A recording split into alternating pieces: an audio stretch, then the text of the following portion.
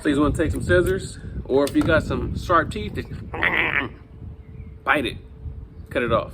What's good, y'all? Welcome back to the channel. Getting right to the point, give you a quick tip. I know I haven't been out on the water lately. Well, I've been out there, but haven't had much success to like put together any kind of like an action-packed video as far as fishing. But don't forget that it is crappie season, so get out there. So I'm gonna show you guys how to set up a sliding bobber.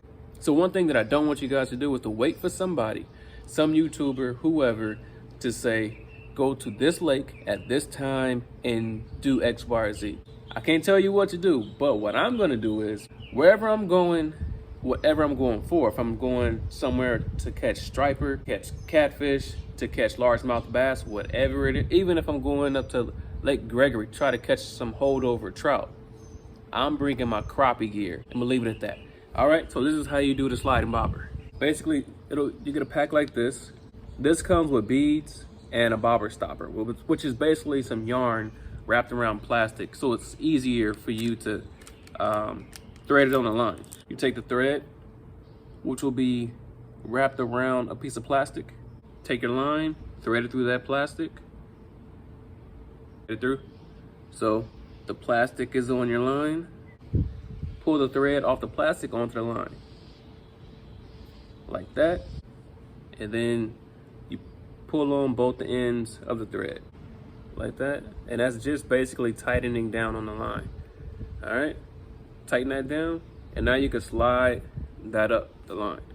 Now you got the thread on the line, trim it up. Take some scissors, or if you got some sharp teeth, just bite it, cut it off. Like that. Whoop-de-whoop. Now I can slide this up and down the line. Now you take the bead, slide it up, your thread, and your bead. Followed by the bobber. Whoop, whoop, whoop. All right.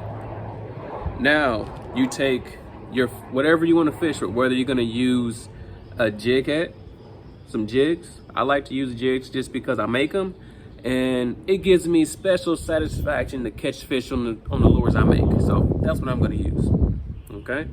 But you could also use just a plain hook, and you put a split shot down there, and you can do that. I'm just going to tie a knot. Whatever is your favorite knot.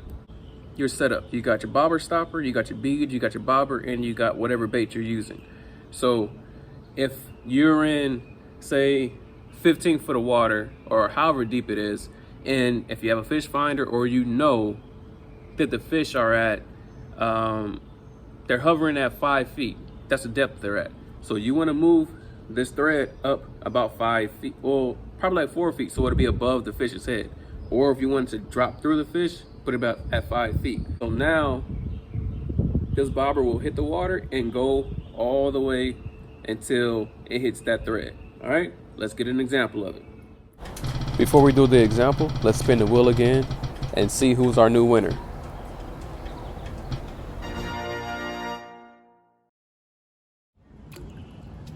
All right, so check it out. If you notice, the bobber is laying on its side. The reason why it's doing that is because the jig is on the bottom of the swimming pool. This depth is only 3 feet, but I have my bobber stopper at about 5 feet. Kick him out to deeper water. You see how it's standing up, and if you look very closely, you can see that thread sitting at the top of the bobber.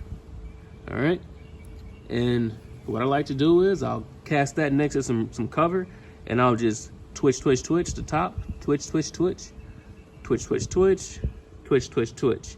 If you guys want to see some underwater footage of how the jig looks in the bobber or whatever, let me know in the comment section below and I'll make that video. But imagine you have cover. You just want to cast to it and work that bait as close as you can to it, just constantly jigging it.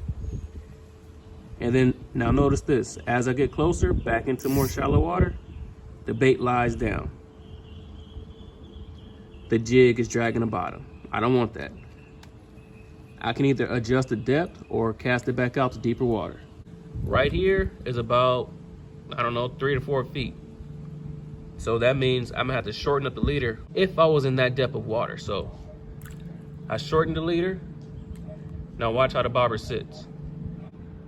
It sits up the way it's supposed to. So now I will be able to catch a fish right here close. With that said, thanks for watching. Please like, share, subscribe, and leave a comment down below. Like always, if I don't see you out on the water, I'll catch you next video. Peace out.